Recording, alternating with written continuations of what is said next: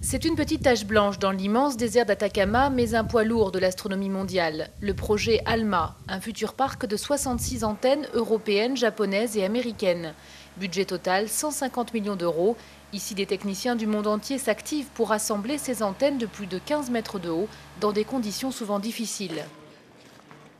Au sein d'une même journée, entre la nuit et le jour, on peut avoir 20 à 30 degrés de changement de température et ces antennes doivent toujours être capables de pointer une étoile à peu près au 7 millième de degré.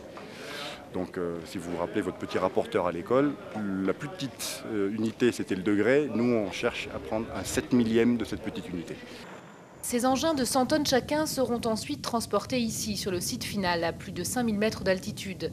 De là, ils pointeront vers le ciel pour recueillir des ondes émises par les objets froids de l'univers, ceux qui sont invisibles au télescope. La particularité d'ALMA, c'est que grâce à la lumière qu'elle détecte, elle est capable de pénétrer cette poussière et d'identifier ce qu'elle contient. On va donc pouvoir savoir comment se forment les étoiles. Et si on va encore plus loin, on pourra remonter à la formation des premières galaxies. Mais ALMA, ce n'est pas seulement cet ensemble d'antennes ultra perfectionnées. Les scientifiques étudient aussi le savoir des anciens en matière d'astronomie et financent un projet de livre sur ces connaissances qui se transmettent de génération en génération. La lune claire apporte la pluie et à la nouvelle lune et la pleine lune, c'est la fin de la période pluvieuse. Le savoir des anciens est tombé dans l'oubli pendant longtemps.